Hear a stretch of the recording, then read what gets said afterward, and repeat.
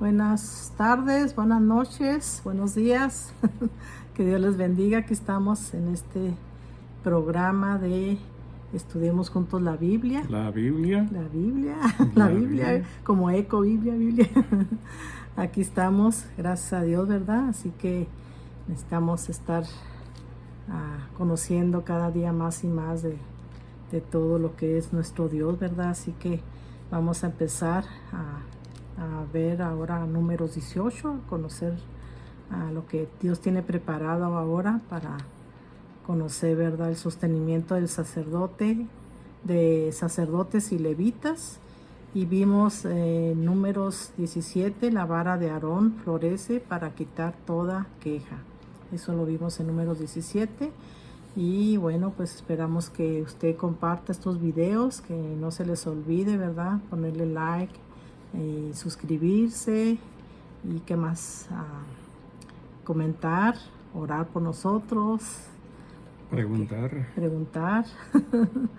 porque eso nos hace ver que está interesado, ¿verdad?, con todos estos capítulos que estamos estudiando. Acuérdense que los estamos estudiando desde Génesis, de capítulo por capítulo, así que tal vez no los acabemos, yo no sé, ¿verdad?, los planes de Dios, pero que sigan nuestros hijos y así, ¿verdad?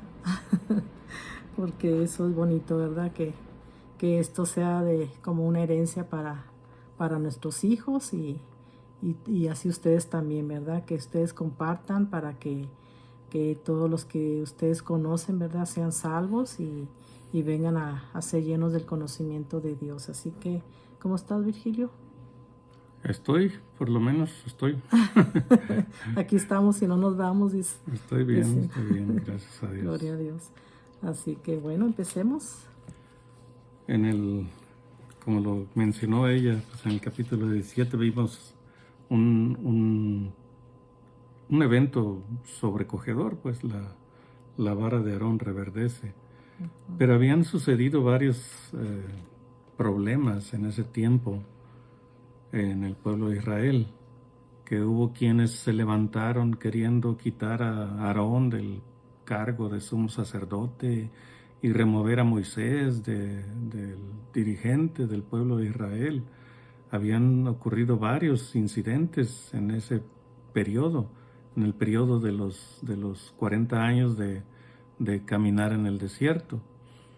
Y Dios estuvo trabajando con el pueblo, haciéndoles entender que es Él el que escoge, no es que nosotros nos podemos levantar a nuestro arbitrio, no podemos nosotros tomar la decisión, ok, ahora yo voy a ser el sacerdote en el tiempo de Aarón. Ahora yo voy a ser el sacerdote, el sumo sacerdote, y yo voy a poner los levitas que yo quiera, los ayudantes que yo quiera.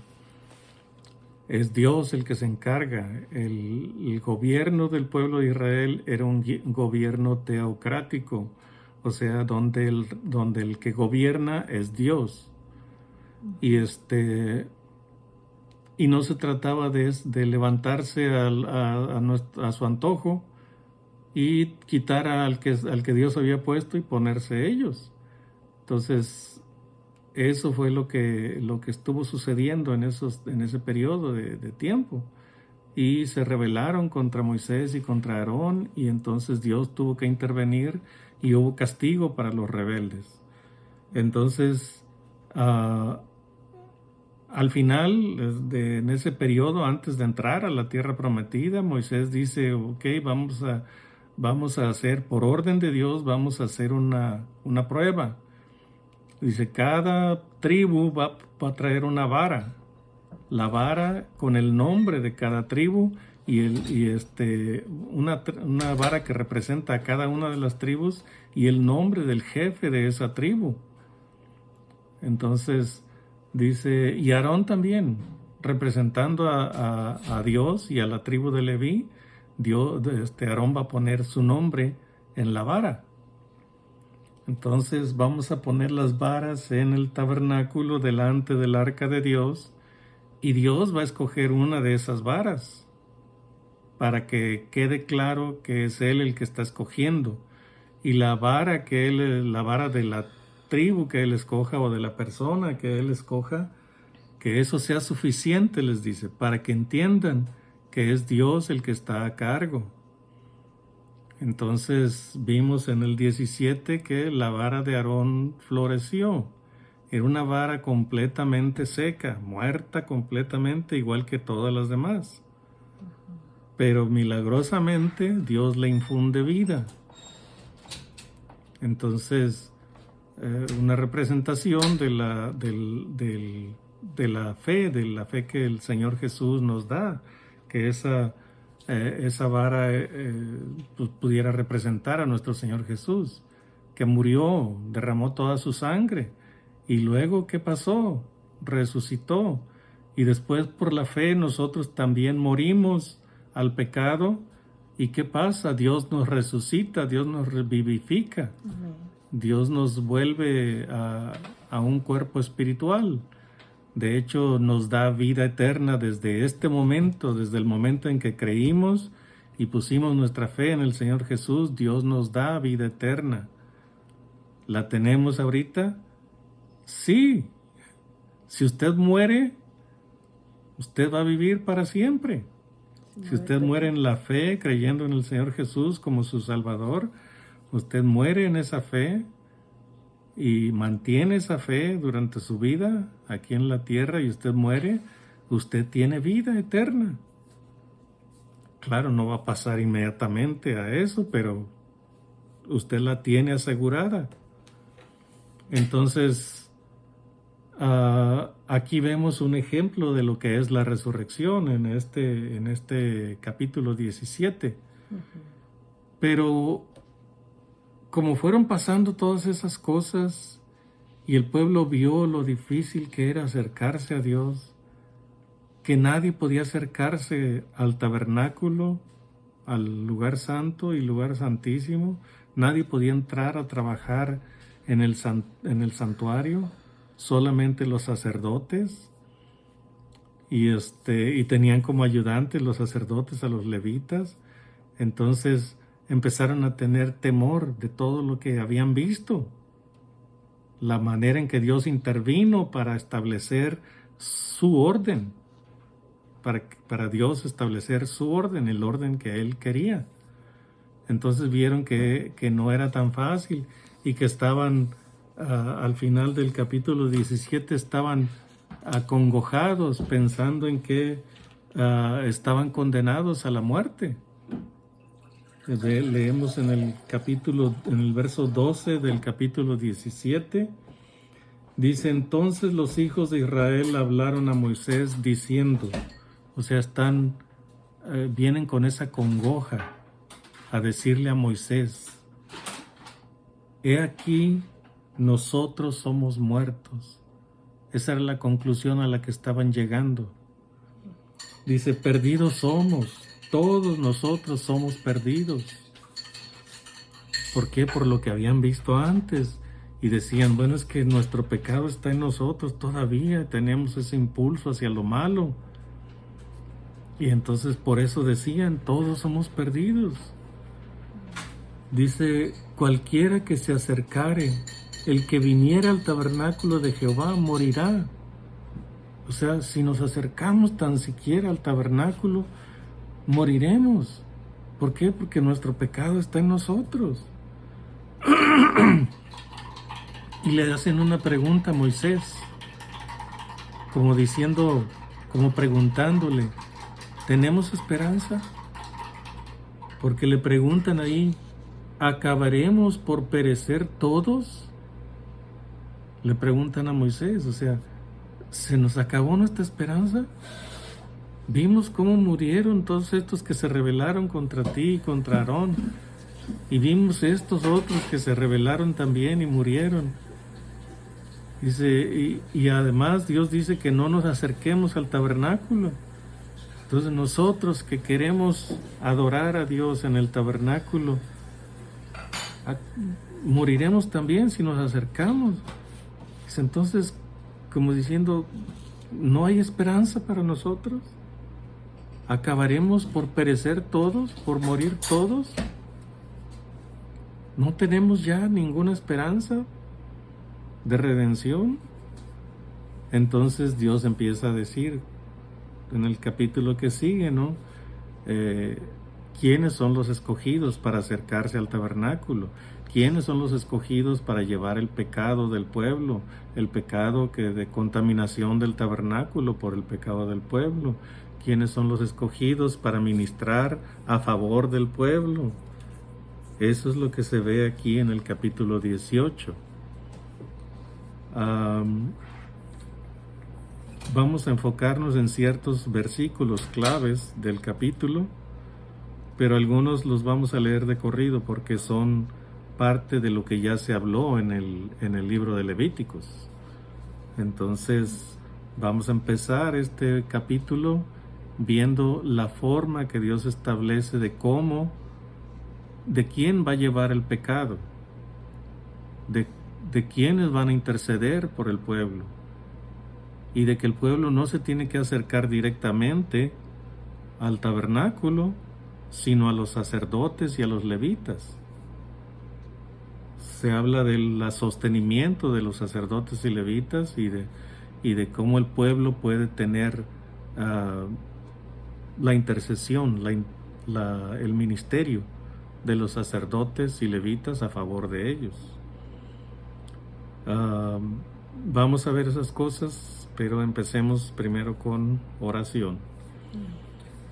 Padre Todopoderoso, Señor, Dios del cielo, Dios de la tierra, Dios de nuestras almas, Salvador de nuestras almas, de nuestra vida, de nuestras personas, el que estableció la manera en cómo podemos acercarnos a ti y a través de quién lo debemos hacer, que es a través solamente de nuestro Señor Jesús. Muchísimas gracias, Padre, por haber puesto a nuestro alcance esta salvación tan grande y que solamente por la forma que tú estableciste podemos tener esperanza, Padre. Gracias que tú nos has revelado estas cosas y nos has enseñado para que entendamos, Padre, cuáles son tus planes para nosotros los seres humanos. Muchísimas gracias que te has compadecido de nosotros y que aún nosotros teniendo en nuestra vida la condenación, Padre, que pesa sobre el mundo entero, tú tuviste misericordia de nosotros para rescatarnos de esa condición en la que estábamos. Muchísimas gracias, pues, Padre. No podemos terminar de agradecerte ni tenemos nada que ofrecerte que pueda ser suficientemente valioso para la redención de nuestras almas o para pagar la redención de nuestras almas. Muchísimas gracias por todo lo que has hecho y que nos sigues bendiciendo a pesar de que cometemos faltas, cometemos pecados y tú nos sigues dirigiendo hacia el arrepentimiento. Gracias que te compadeces de nuestras debilidades y nos ayudas para no dejarnos caídos en el camino, sino levantarnos, ponernos de pie y volver siempre al camino de la fe. Muchas gracias pues por todo lo que has hecho por nosotros. Nuestros hermanos también tienen sus propias luchas, los hermanos que escuchan estos mensajes, y te pedimos por ellos, Padre, que tú les ayudes a cada uno en su necesidad o en su tribulación o en cualquier cosa que les esté afectando en su vida. Sabemos que aquí el Señor Jesús nos dijo que tendríamos aflicciones en este mundo, pero no tenemos nuestra esperanza puesta en este mundo o en las soluciones que los hombres nos ofrecen, sino que tenemos puesta nuestra esperanza y nuestra mirada en el futuro, en la venida de nuestro Señor Jesús, y que queremos pedirte, Padre, que tú nos ayudes a esperar con paciencia la venida de nuestro Señor. Que no desmayemos ahora que estamos tan cerca del regreso de nuestro Señor Jesús, porque está muy cerca ya. Él ya no tarda en llegar. Él viene y establece de nuevo tu reino aquí sobre la tierra, y entonces tendremos la abundancia que hoy nos hace falta. Abundancia de salud, abundancia de alimento, abundancia de todo bien que necesitamos hoy. En aquel tiempo será satisfecho. No habrá quien padezca hambre, ni sed, ni tenga frío, ni nada que pueda afectar de las cosas que nos afectan hoy. Gracias pues, Padre, ese tiempo glorioso, maravilloso del gobierno de nuestro Señor Jesús aquí en la tierra, será el único gobierno que alcance 1000 años de longitud, Padre. Gracias por todo lo que has hecho, porque aún después de esos 1000 años habrá un gobierno eterno de nuestro Señor Jesús, y podemos contar con que estas cosas serán seguras porque hemos visto a través de la historia que todo lo que tú has dicho se ha cumplido fielmente. Gracias pues, Padre. Dirígenos en esta lectura, este estudio, y que sea de provecho para todo el que, para nosotros que lo presentamos y para aquellos que lo escuchan. Gracias, Padre, en el nombre de Cristo Jesús. Amén. Amén. Bueno, vamos a leer Números 18, sostenimiento de sacerdotes y levitas. Dice, Jehová dijo a Aarón. Jehová dijo a Aarón, tú y tus hijos y la casa de tu padre contigo llevaréis el pecado del santuario, y tú y tus hijos contigo llevaréis el pecado de vuestro sacerdocio, y a tus hermanos también. La tribu de Leví, la tribu de tu padre, haz que se acerquen a ti y se junten contigo y te servirán, y tú y tus hijos contigo serviréis delante del tabernáculo del testimonio. Bueno, yo tengo aquí en 18, Números 18, 1. Jehová dijo a Aarón que él y sus hijos llevarán el pecado del santuario y de su sacerdocio. Y vemos, ¿verdad?, comparando con lo que dice Isaías 53, 6. Dice que todos nosotros nos descarriamos como ovejas, cada cual se apartó por su camino, mas Jehová cargó en él el pecado de todos nosotros. Así como ellos, ¿verdad?, que cargaban el pecado de todos, el pueblo. De todo el pueblo, ¿verdad? Dios, Cristo cargó con todo, ¿verdad? Cargó él en él el pecado de todos nosotros. ¿Y tú vas a decir algo? Aquí en esto vemos la solución que Dios da. Ok, no tienen por qué tener temor. Como finalizamos el capítulo 17, que decían el pueblo, los líderes del pueblo, ¿acabaremos por perecer todos? O sea, ¿no tenemos esperanza ninguno? Entonces aquí está diciendo Dios, no, es que no se trata de que no van a tener esperanza, no se trata de que van a perecer todos, se trata de que hay un grupo de sacerdotes que van a llevar el pecado de todo el pueblo. Así como hoy en la iglesia, si hay pecado en la iglesia, todos llevamos el pecado de algunos, toda la iglesia lleva el pecado de esa persona o de esas personas. ¿Por qué? Porque todos somos culpables, o sea, todos podemos caer en el mismo error, en el mismo pecado. Algunos de una forma, otros de otra, pero todos podemos caer en pecado.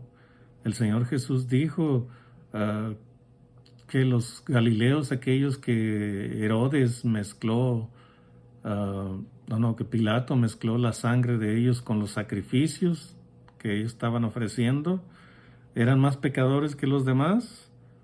No, es que si no te arrepientes tú perecerás igualmente, o ustedes perecerán igualmente. Y aquellos 18 sobre los que cayó la torre del Siloé, ¿eran más pecadores que los demás de Jerusalén? No, la respuesta es que si no se arrepiente uno, todos perecerán de la misma manera, y no que a todos les vaya a caer una torre encima, sino que todos morirán como ellos murieron. No en la forma en que murieron, que les cayó la torre encima, sino en que murieron. Esa es la idea, de que todos estamos bajo condenación, porque todos tenemos pecado. Entonces, la única solución a nuestra sentencia de muerte es el arrepentimiento. Entonces, aquí está diciendo, los sacerdotes, van a llevar el pecado de ustedes. Ellos van a interceder por ustedes. Ellos van a presentar sus ofrendas por ustedes. Los holocaustos, los sacrificios, todo lo que sea que presenten, el sacrificio por el pecado, el sacrificio por la culpa, el sacrificio por esto y por aquello. Todo esto era simbólico del sacrificio de Cristo, y esa era la forma en que los sacerdotes iban a llevar el pecado del pueblo, diciéndoles: hay esperanza, no se den por vencidos, hay esperanza. Dios no está enojado con el resto del pueblo, estuvo enojado con los que se rebelaron, pero no con el resto del pueblo. Entonces allí está Aarón para interceder por ustedes y presentar sus ofrendas. Ahí están los que se presentan pues que ellos entran al santuario y ofrecen la sangre de los sacrificios del pueblo. Y le dice: y tus hijos contigo llevarán el pecado de vuestro sacerdocio. También ellos ofrecen sangre por sí mismos. Pero una vez que ofrecen por sí mismos, entonces pueden entrar al santuario a ofrecer por el pueblo. Entonces sí, ellos no se pueden acercar, el resto del pueblo no se podía acercar al santuario, pero estaban los sacerdotes. Y luego aparte están levitas que les ayudan, asisten a los sacerdotes. Así que había esperanza. Y hoy sigue habiendo esperanza. Aún para nosotros, los que estamos en la fe y caemos en pecado por alguna razón. O sea, no diga que nunca ha caído en pecado. Usted que cree en el Señor Jesús, usted que ha sido confirmado en la fe, usted que ha sido bautizado, no diga que nunca ha cometido un pecado desde que se convirtió al Señor. Porque entonces ahí estaría el pecado, en decir una mentira. Todos hemos cometido pecado, pero todos tenemos esperanza. ¿Por qué? Porque hay alguien que está en el lugar santísimo, en el cielo, intercediendo por nosotros, por usted, por mí, por ella, por todos nosotros. Y aún está intercediendo por aquellos que aún no se convierten, para que llegue el día de su salvación. Entonces, hay esperanza.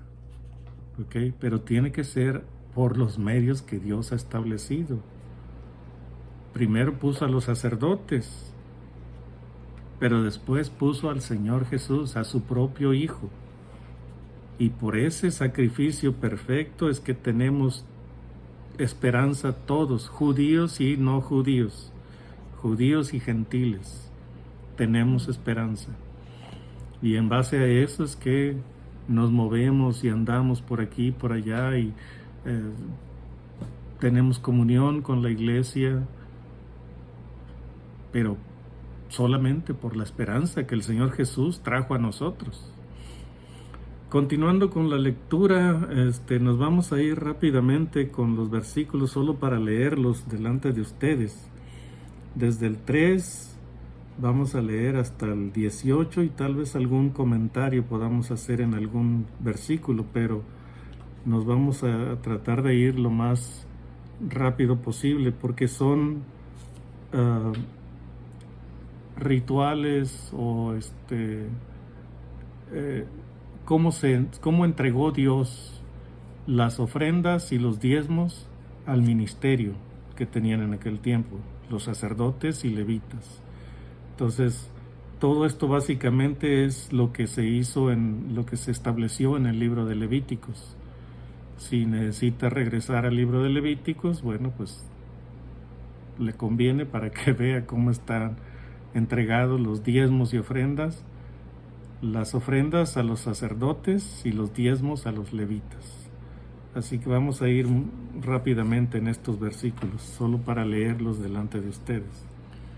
Y en el 3 dice: y guardarán lo que tú ordenes y el cargo de todo el tabernáculo, mas no se acercarán a los utensilios santos ni al altar, para que no mueran ellos y vosotros. Aquí está diciendo, este es el trabajo que hacen los levitas, porque en el verso anterior dice: y también a a los levitas de la tribu de Leví, te los he dado para que te ayuden. Dice, y guardarán lo que tú les ordenes.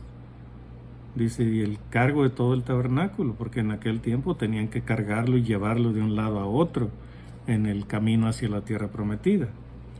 Dice, mas no se acercarán a los utensilios santos ni al altar, porque tampoco los levitas tenían permiso de acercarse a las cosas santas que estaban en el tabernáculo. 4. 4. Dice, se juntarán pues contigo y tendrán el cargo del tabernáculo de reunión en todo el servicio del tabernáculo. Ningún extraño se ha de acercar a vosotros. Aquí dice ningún extraño, o sea, solamente los que podían acercarse eran los sacerdotes, y como ayudantes de los sacerdotes, los levitas. Pero aparte de ellos, los demás eran extraños, aunque fueran del pueblo de Israel, los demás eran extraños al sacerdocio y al ministerio de los levitas. Así que ninguno de las otras tribus se podía acercar.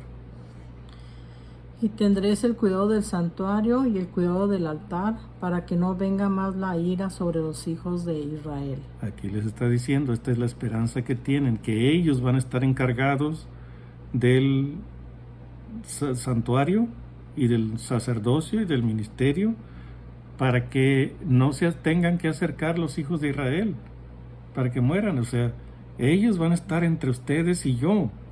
Los sacerdotes y levitas están entre ustedes y yo, para que ustedes tengan esperanza de vida. 6. Porque he aquí, yo he tomado a vuestros hermanos los levitas de entre los hijos de Israel, dados a vosotros en don de Jehová, para que sirvan en el ministerio del tabernáculo de reunión. Y esto le está diciendo a Aarón: yo he tomado a vuestros hermanos los levitas de entre los hijos de Israel, dados a vosotros, y los he dado a vosotros, a ustedes, para que les sirvan. Entonces, ustedes encárguense del santuario y ellos se van a encargar del servicio, de transportar el tabernáculo. Pero el servicio, el santuario estaba a cargo de los sacerdotes. Aquí en el 7 dice, mas tú y tus hijos contigo guardaréis vuestro sacerdocio en todo lo relacionado con el altar, y del velo adentro y ministraréis.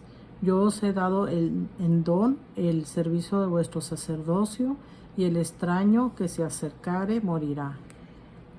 Entonces ahí les está diciendo, o sea, solo ustedes, los sacerdotes, se pueden acercar al, como dice, al altar, y del velo adentro. Después del altar estaba un velo donde de aquel lado era el santuario.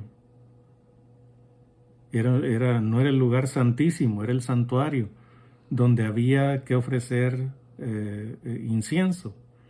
Y después de ese altar de incienso había otro velo que apartaba el lugar santísimo donde estaba el arca del pacto.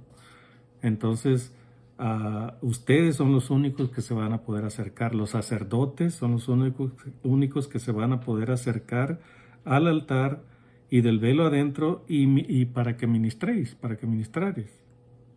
Y ministraréis, dice. Entonces, ese era su ministerio, entrar a esos lugares exclusivos, o sea, apartados por Dios, para ofrecer incienso en un lugar y presentar sangre en el otro lugar, en el tabernáculo, en el arca del pacto. Del 8. El 8 dice, dijo más Jehová a Aarón: he aquí yo te he dado también el cuidado de mis ofrendas, todas las cosas consagradas de los hijos de Israel te he dado por razón de la unción, y a tus hijos por estatuto perpetuo. Ahí le está diciendo, o sea, yo sé que lo entienden, solamente estoy parafraseando lo que dice el versículo, ¿no? Le dice a Aarón, le vuelve a recordar lo que ya se le había dicho antes, ¿no? O sea, no te preocupes tú tienes de parte mía o una provisión. Entonces le está diciendo, te he dado el cuidado de mis ofrendas. Todas las cosas que consagren los hijos de Israel, te he dado por razón de tu unción. O sea, le está diciendo aquí que para él son las ofrendas. Todas las cosas que consagren los hijos de Israel, que digan, no, pues esta vez le voy a dar todos los primeros frutos de los árboles que tenga. Aunque todavía estaban todo esto es preparación para la entrada a la tierra prometida. Todavía están en el desierto, todavía no tienen viñas, no tienen olivares, no tienen ninguna clase de fruta. Todavía no tienen nada, no tienen ni siquiera campos para sembrar trigo o cebada, o las cosas que se acostumbraban en aquel tiempo. Entonces no tienen nada todavía, están sus ganados pastando en el desierto y ellos tienen que depender de Dios en el desierto, que no les da harina de trigo, les da el maná del cielo, el pan que descendió del cielo. Entonces aquí les está preparando y les está diciendo, todas las ofrendas que les traigan al tabernáculo son para ustedes. Yo se las he dado para que sean para ustedes. Dice en el 9. Dice, esto será tuyo de la ofrenda de las cosas santas, reservadas del fuego, toda ofrenda de ellos, todo presente suyo, y toda expiación por el pecado de ellos, y toda expiación por la culpa de ellos que me han de presentar, será cosa muy santa para ti y para tus hijos. Esta es la provisión que está dando Dios. O sea, todo esto es ofrendas que vienen y dice toda expiación por el pecado, toda expiación por la culpa de ellos que me han de presentar. O sea, vienen a presentar un sacrificio de esa clase y esa es para el sacerdote o para los sacerdotes. Porque podían ser varias ofrendas, varios sacrificios en el mismo día, y pues su parte no se la puede acabar a un solo sacerdote, se la reparten entre todos los sacerdotes, todos ellos tienen ese trabajo, es comer en el lugar santo la ofrenda que les lleven los del pueblo. Entonces todas estas cosas son las ofrendas que son para ellos, específicamente para los sacerdotes. No para levitas, no, para sacerdotes nada más. Dice el 10, en el santuario la comerás, todo varón comerá de ella, cosa santa será para ti. Estas ofrendas que mencionó en el verso 9, todo es para ti y se tiene que comer en el lugar santo, en el lugar del tabernáculo. El 11.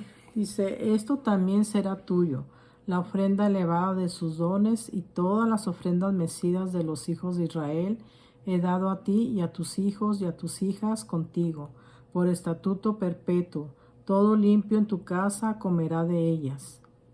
Aquí está diciéndole, había unas ofrendas que se presentaban al principio de las cosechas. Traían un manojo de trigo y lo presentaban, decían ofrenda elevada, había que elevarla. Ofrenda mecida, entonces la elevaban, la mecían y la presentaban delante del sacerdote. Era una ofrenda especial y esa era para el sacerdote. O sea, todo lo principal de estas ofrendas que presentaban los hijos de Israel eran para los sacerdotes. Ellos tenían que confiar en que iba a ser suficiente. Por eso estábamos platicando hace un momento de que la obra en aquel tiempo tenía que ser también una obra de fe.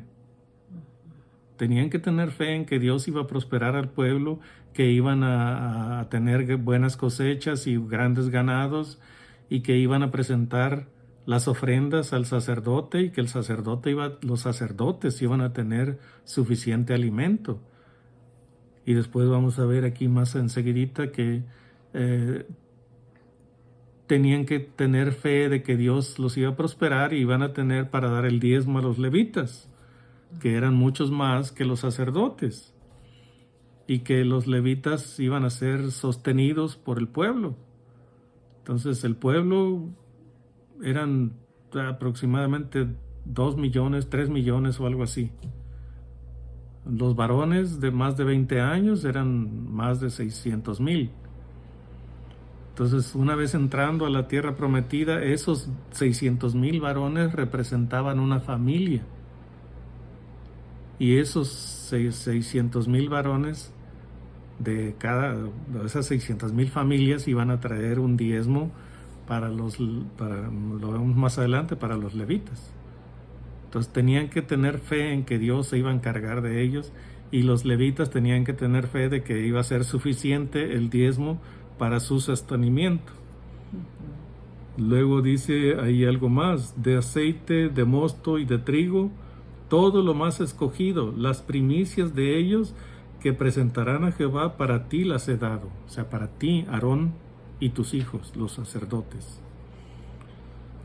Las primicias de todas las cosas de la tierra de ellos, las cuales traerán a Jehová, serán tuyas. Las primicias, le está diciendo, las ofrendas de primicias que traigan serán tuyas, y de tus hijos, de los sacerdotes. Todo lo consagrado de voto en Israel será tuyo. Otro voto, diciendo, no, yo voy a entregar tanto de esto para los sacerdotes. Es un voto que se hace, y es un voto que se le hace a Dios y se le entrega a Dios, pero en las manos de los sacerdotes. Luego, ¿qué más? El 15. Dice, todo lo que abre matriz de toda carne que ofrecerán a Jehová, así de hombres como de animales, será tuyo. Pero harás que se redima el primogénito del hombre, también harás redimir el primogénito de animal inmundo. Aquí está diciéndole, el primer nacido de todos los animales es de Dios, y se le tiene que ofrecer a Dios, a los sacerdotes. Y dice, pero dice también de los seres humanos, porque dice, de toda carne, dice, todo lo que abre matriz, de toda carne ofrecerás a Jehová, así de hombres como de animales. O sea, también el primogénito de los seres humanos, de los del pueblo, es de Dios. Dice, pero, dice, harás redención, harás que se redima el primogénito del hombre, y también el primogénito de los animales inmundos, como los burros, algún otro animal inmundo que se usaba, los caballos, por ejemplo, los camellos. Entonces, todos esos se tenían que redimir. El ser humano se redimía con un cordero, se sustituía con un cordero. Y lo mismo se iba a hacer con lo de los burritos y los camellos y caballos, animales que son inmundos. Dice, de un mes harás efectuar el rescate de ellos conforme a tu estimación, por el precio de 5 siclos conforme al ciclo del santuario, que es de 20 jeras. Si se quería redimir a uno de estos animalitos, un burrito, un caballo o algo, se tenía que redimir conforme a la estimación que hacía el sacerdote. O sea, se podía rescatar. Si no se redimía, se tenía que matar. Pero había la oportunidad de redimirlo al burrito o al cualquier animal de estos. Y dice, de un mes harás el rescate de ellos. O sea, rescatarlos para que te sirvan como animales de carga. 17. Dice, más el primogénito de vaca, el primogénito de oveja y el primogénito de cabra no redimirás, santificados son. La sangre de ellos rociarás sobre el altar y quemarás la grosura de ellos, ofrenda encendida en olor grato a Jehová.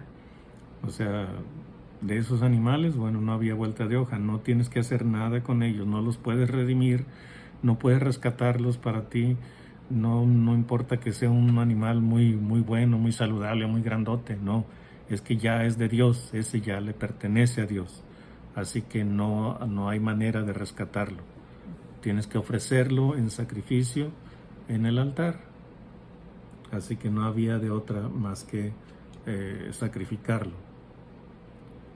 Y la carne de ellos será tuya, como el pecho de la ofrenda mecida y como la espaldilla derecha será tuya. O sea, le está diciendo allí, estos se tienen que sacrificar, de un mes se sacrifican, ¿ok? Pero esa carne es para ti, no se va a quemar por completo la carne, se va a quemar la grosura, y quemarás la grosura de ellos, dice ahí en el verso 17. Quemarás la grosura de ellos. Dice, esa es la ofrenda encendida de olor grato a Jehová. Pero la carne de ellos, de esos animales, es tuya, del sacerdote y de sus hijos. Así como otra parte de las ofrendas dice, así como como el pecho de la ofrenda mecida, que se tomaba también el pecho de un animal sacrificado y se levantaba y se mecía, y ya era para el sacerdote. Y la espaldilla derecha, no sé si ustedes han probado esa, pero yo he probado de esa parte, y es una carne bien blandita, jugosa, y bien rica, solo con un poquito de sal y Ay, ya les va a dar hambre. dice, como la espaldilla derecha será tuya. Entonces ahí le está diciendo las instrucciones que ya conocían, pero las está recordando aquí, porque ya están para entrar en la tierra prometida. Ya no iban a tardar mucho en entrar a la tierra prometida. Entonces les está recordando, esto van a ser en la tierra prometida, la tierra que yo les juré que les iba a dar. El 19, y creo que aquí es donde viene un comentario. Todas las ofrendas elevadas de las cosas santas que los hijos de Israel ofrecieren a Jehová, las he dado para ti y para tus hijos y para tus hijas contigo, por estatuto perpetuo, pacto de sal perpetuo es delante de Jehová para ti y para tu descendencia contigo. ¿Tienes algo en eso? Sí. Del 18, del 6 al 20 dice que Aarón y sus hijos cuidarán de las ofrendas y comerán de ellas, dice, es pacto de sal. Y vemos en Salmos 16:5, dice, Jehová es la porción de mi herencia, y de mi copa, tú sustentas mi suerte, hasta ahí dice, tú sustentas mi suerte. Hasta ahí. Aquí está diciéndole a Aarón, pues le está diciendo, todas estas cosas son para ti, yo las he dado, son mías, a mí me pertenecen, pero yo te las estoy entregando a ti por causa de tu ministerio y de la unción que te dieron, la unción del aceite sobre la cabeza, y que se le dio esa unción para instalarlo como sumo sacerdote ante el pueblo de Israel. Y luego dice allí, todo eso es para ti, dice, por estatuto perpetuo. O sea, perpetuo dice para siempre, eso significa para perpetuo. Y luego dice, pacto de sal perpetuo es delante de Jehová para ti y para tu descendencia contigo. Pacto de sal, ¿qué significa pacto de sal? La sal no solamente tiene el único propósito de la sal no es solamente, no sé si lo dije bien, pero no es solamente dar sabor a las cosas. Ese es uno de los más agradables usos que tiene la sal, porque alguna comida desabrida y le espolvorea un poquito de sal y cambia totalmente el sabor. Lo que dijimos hace rato, la carne el lomo, se les pone un poquito de sal y se pone a asar y la carne queda riquísima. Pero sin sal la carne sabe diferente. Entonces,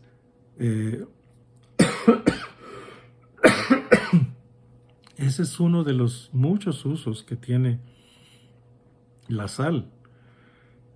Pero el más importante es que la sal preserva. Toda la tierra tiene sal y es preservada por la sal. Entonces,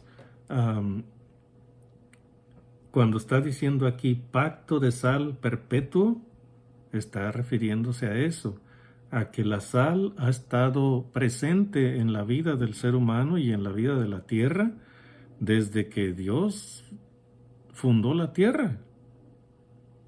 Entonces, cuando dice este es pacto perpetuo, estoy yo dándote a ti estas ofrendas especiales como un pacto perpetuo. Yo estoy haciendo un pacto perpetuo para ti, para que tú recibas estas cosas siempre, por todo el tiempo que permanezca el sacerdocio. Y este es para ti y para tus hijos. Entonces, el uso de la sal no es nada más dar sabor a las cosas. Claro que es muy importante eso. También, como decía un maestro de la escritura, dice, en los lugares del oriente, en los lugares de árabes, todavía tienen esa costumbre que cuando van a trabar amistad con alguien, lo invitan a comer y le dan una comida que tiene sal, que tiene sabor. Cuando el que es invitado come y siente el sabor de las cosas, sabe que esas cosas que le dieron a comer tienen sal. Y eso es como una invitación a una amistad con esa persona que lo invitó. Entonces sí, o sea, usted va a una casa y le sirven su comida y le ponen un salero por si acaso. Entonces, normalmente la comida que nos ofrecen es buena y no necesita más sal, pero por si acaso ahí está el salero en la mesa. O se le dice a los invitados, ¿está bien de sal? Si quiere más le doy, pero si quiere menos no se la puedo quitar. Ya está en la comida. Entonces, el uso principal de la sal es preservar. Cuando llegaron los españoles a México, duraron meses en llegar. Si no hubiera sido porque las provisiones que traían, las carnes que traían, venían preservadas por sal, no hubieran llegado con vida. Pero gracias a eso, que traían alimentos, carnes preservadas con sal, pudieron llegar hasta América. Bueno, lo que hoy es América.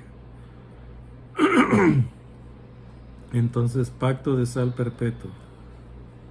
Dice, y Jehová dijo a Aarón, de la tierra de ellos no tendrás heredad, ni entre ellos tendrás parte. Yo soy tu parte y tu heredad en medio de los hijos de Israel. Ahí le está recordando lo que ya hemos leído antes, estudiado antes. Tú no vas a tener heredad. O sea, heredad se refiere a una parcela, un terreno grande. Y van a tener terrenos pequeños, tener una ciudad con ejidos alrededor, o con un ejido alrededor. Entonces, es un terreno pequeño el que les iban a dar, para que pudieran tener algunos animales, criar algunos animales y tener para ellos también alimento. Pero ellos no iban a poder tener una parcela como los demás del pueblo. Y dice en el 21, y he aquí yo he dado a los hijos de Leví todos los diezmos de Israel por heredad, por su ministerio, por cuanto ellos sirven en el ministerio del tabernáculo de reunión. Aquí está haciendo una diferencia. Las ofrendas son para ti, Aarón, y tus hijos los sacerdotes. Los diezmos son para los levitas, porque tampoco ellos van a tener heredad, no van a tener propiedad, no van a tener parcelas, van a tener ciudades con ejido. Entonces ahí está, todos los diezmos son para los levitas, todos los diezmos. Y no se acercarán más los hijos de Israel al tabernáculo de reunión para que no lleven pecado por el cual mueran. O sea, ustedes son los intermediarios. El pueblo no se tiene que acercar al tabernáculo. Se puede acercar al atrio y ofrecer su ofrenda, presentar su sacrificio, pero dentro del tabernáculo los sacerdotes se encargan de presentar la sangre, hacer el sacrificio, presentar la sangre y todo lo que tienen que hacer. Entonces ellos son los encargados, los intermediarios entre Dios y el pueblo de Israel. Mas los levitas harán el servicio del tabernáculo de reunión y ellos llevarán su iniquidad. O sea, ellos cargarán con la iniquidad del pueblo. El que estuviera el tabernáculo en medio del pueblo era ya algo que contaminaba el tabernáculo. ¿Por qué? Porque tenían pecado los israelitas. Entonces los levitas y sacerdotes tenían que llevar el pecado del pueblo. Así como, pues bueno, Daniel, por ejemplo, que decía, o sea, mi pueblo y yo hemos pecado. A él no se le registra ningún pecado, pero él está reconociendo, o sea, yo soy parte de este pueblo, así que yo también soy culpable. Por eso dice, mi pueblo y yo hemos pecado. Lo que estaba leyendo ella ¿qué era? ¿Isaías o Ezequiel? ¿El primero? Sí. Isaías 53:6, todos nosotros nos descarriamos como ovejas, cada cual se apartó por su camino, mas Jehová cargó en él el pecado de todos nosotros. Ahí está diciendo, todos nosotros, dice el profeta, todos nosotros nos descarriamos. Pero de Isaías tampoco se dice ningún pecado. Entonces, pero él está diciendo, yo pertenezco a este pueblo, así que yo también tengo pecado. Pero lo que está diciendo, lo más importante al final, que dice que él que cargó en él el pecado de todos nosotros. ¿Cargó en quién? Cargó en Jesucristo el pecado de todos nosotros. Y así igual nosotros podemos decir lo mismo. Dios cargó en él, en nuestro Señor Jesús, el pecado mío, el de usted, de mi esposa, de todos. ¿A quién le va a beneficiar ese sacrificio? Solamente al que cree y acepta que ese sacrificio fue por culpa mía, para redimirme a mí. Entonces, los levitas harán el servicio del tabernáculo y ellos llevarán su iniquidad. Estatuto perpetuo para vuestros descendientes y no poseerán heredad entre los hijos de Israel. Porque a los levitas he dado por heredad los diezmos de los hijos de Israel, que ofrecerán a Jehová en ofrenda, por lo cual les he dicho, entre los hijos de Israel no poseerán heredad. En el 26, nos brincamos al 26, dice, así hablarás a los levitas y les dirás, cuando toméis de los hijos de Israel los diezmos que os he dado de ellos por vuestra heredad, vosotros presentaréis de ellos en ofrenda mecida a Jehová el diezmo de los diezmos. O sea, ustedes los levitas van a recibir los diezmos del pueblo, pero ustedes van a presentar una ofrenda, como dice ahí, mecida a Jehová. Ustedes van a presentar el diezmo del diezmo que les entregaron a ustedes. Ustedes van a tomar el diezmo y lo van a entregar al sacerdote como ofrenda mecida. O sea, la levantan, la mecen y la entregan al sacerdote. Y se os contará vuestra ofrenda como grano de la era y como producto del lagar, como si ustedes hubieran trabajado una heredad, una parcela, y como si ustedes hubieran sacado vino de en su propio lagar. Así, eso les va a ser contado, como si ustedes lo hubieran hecho. el 28. Así ofreceréis también vosotros ofrenda a Jehová de todos vuestros diezmos que recibáis de los hijos de Israel, y daréis de ellos la ofrenda de Jehová al sacerdote Aarón. La ofrenda del diezmo al sacerdote Aarón. Y el 29. De todos vuestros dones ofreceréis toda ofrenda a Jehová, de todo lo mejor de ellos ofreceréis la porción que ha de ser consagrada. O sea, está diciendo de todo lo mejor, de todo lo que sea mejor de las ofrendas, eso va a ser para el sacerdote por causa de su ministerio y de la unción que él tiene, como lo vimos en un versículo anterior. Así que es lo mismo que se nos pide hoy. Por ejemplo, la ofrenda de la viuda, también lo estuvimos comentando hace un momento, antes de empezar este video. La ofrenda de la viuda. ¿Qué dio la viuda? Dio 2 blancas, por decir 2 centavos. Eso es todo. Y se acuerdan que el Señor Jesús también decía, no se venden 2 pajarillos por un, ¿cómo decía? Por un cuarto. Y hasta queda, ¿verdad? No se venden 2 pajarillos por una cora. Entonces, esos 2 centavos eran menos que una cora, que un cuarto. ¿De qué le servían a ella 2 centavos, dos moneditas blancas? De nada, no le alcanzaba ni para comprar un pajarillo. Eso cuando dice que no se venden 2 pajarillos por un cuarto, es que atrapaban pájaros para vender y para que la gente comiera. Era lo más barato que podían conseguir. Entonces, dice 2 pajarillos por un cuarto. No se llena, pero por lo menos satisface el hambre que tiene. Pero a ella no le alcanzaba. Con 2 blancas no le alcanzaba ni para comprar uno. Entonces, ¿qué dijo ella? Bueno, pues mis 2 centavos, ya junto con lo demás que caiga en la caja de las ofrendas, pues va a hacer una diferencia, va a servir para algo. Y vino ella y con cuidado los puso así en la orilla para que se resbalaran y no hicieran ruido al caer.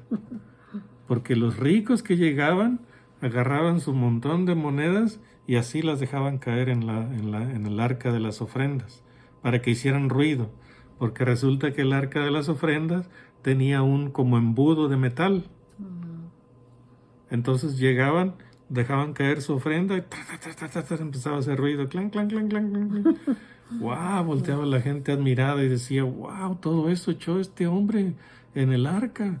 ¡Wow! ¡Qué generoso! Y ¡wow! ¡Qué esto y qué aquello! Y en cambio ella puso sus 2 monedas, las empujó, sin hacer ruido cayeron abajo. Y cuando ya se iba, el Señor les dice a sus discípulos, ¿ven a esta viuda pobre? Pues ella echó más que todos los demás,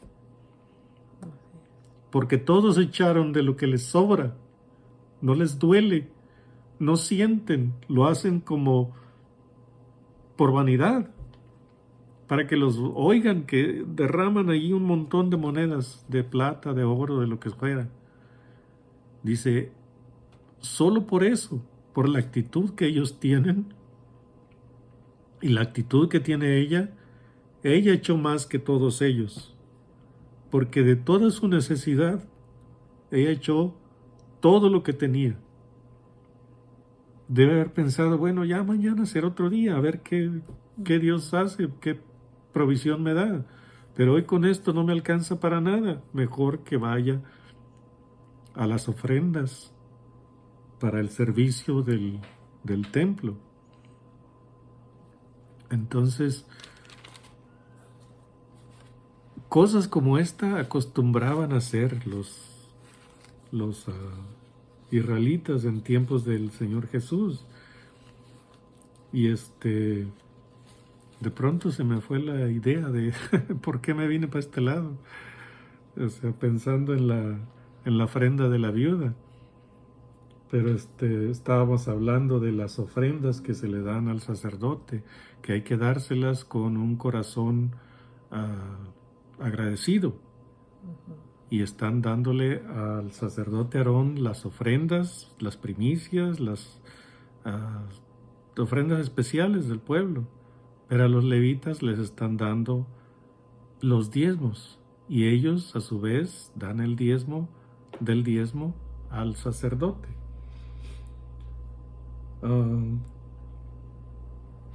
Y que tenían que ofrecer lo mejor. Eso es lo que estaba pensando.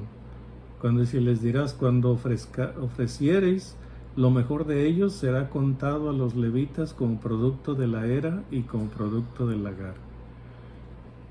Por eso me fui con la enseñanza, ¿no? de lo que hizo la viuda.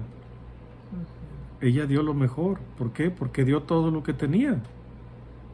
Y el Señor Jesús dijo, fue mejor que las ofrendas que dieron los demás, porque dieron de lo que les sobraba. Entonces prácticamente le están trayendo las obras a Dios, aunque era mucho dinero, le estaban trayendo las obras a Dios. En cambio ella no le trajo las obras, era todo lo que tenía. Y así en la iglesia, o sea, le vamos a dar a Dios lo mejor que le podamos dar.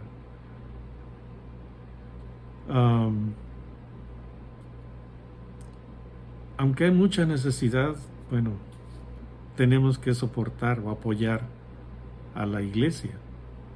Pero hay mucha necesidad fuera de la iglesia. Mucha. Un dato que les compartí alguna vez es que alrededor del mundo mueren 25,000 personas diariamente solo por hambre. Un dato que leí en un libro del presidente de World Vision, y ellos están al tanto de lo que ocurre en todo el mundo. Y él dijo, 25,000 personas, hombres, mujeres y niños y ancianos, mueren de hambre todos los días, no una vez por semana o una vez por mes, no, todos los días están muriendo 25,000 personas solamente de hambre. Mueren más por otras causas, pero de hambre solamente 25,000. Y de esos 25,000, 2,500 son niños menores de 5 años. Entonces, hay necesidad, sí. La iglesia también necesita, sí. Pero no debemos olvidar a aquellos que están pasando por necesidades extremas. Así que recordemos, sí, nuestro deber es apoyar el ministerio en el que estemos. Pero también debemos apoyar a los ministerios que no están cerca de nosotros, pero que están ayudando a las gentes pobres. No quiero alargarme más, ya nos pasamos de la hora y pensamos que no íbamos a pasar de la hora. Los últimos 2 versículos, rápidamente. El 31.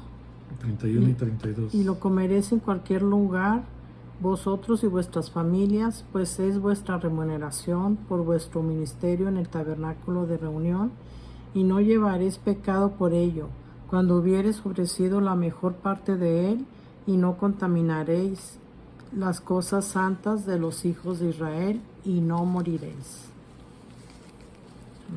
Entonces aquí está diciéndoles, este diezmo del diezmo que ustedes van a recibir de los levitas, lo van a poder comer todos los de los familia de los sacerdotes. Y dice, y porque de las cosas santas, santas que ofrecían al sacerdote, solo los sacerdotes podían comer y no podían comer los demás. Las cosas santas que se ofrecían en el altar. Entonces había cosas que eran para todos los sacerdotes, pero había cosas que eran nada más para el que ofrecía la ofrenda. Y entonces aquí el diezmo del diezmo era para toda la familia de los sacerdotes, hombres, mujeres, niños, ancianos, todos. Pero solamente había que abstenerse, las familias de los sacerdotes tenían que abstenerse de las cosas santas que se llevaban. Así que terminamos el capítulo. Amén. Así que ore por nosotros para seguir avanzando, ¿verdad? Y que podamos aprender cada día más y más, ¿verdad? De todo lo que Dios nos habla en cada capítulo. Así que bueno, que Dios les bendiga, que tengan un día y semanas y meses. Y también ya, como les dije hace un momento, esto es ya en camino hacia la tierra prometida. Ya los capítulos que vienen ya empiezan el relato de cómo van dirigiéndose a la tierra prometida. Entonces vienen capítulos que van a ser, digo yo, estremecedores, teniendo en cuenta las cosas que suceden en ese camino. Así que, bueno, los esperamos para la próxima. Para la próxima, que Dios les bendiga y comparta Y que tenga una noche, porque está haciendo noche, súper, archi mega bendecida, hasta un nuevo programa.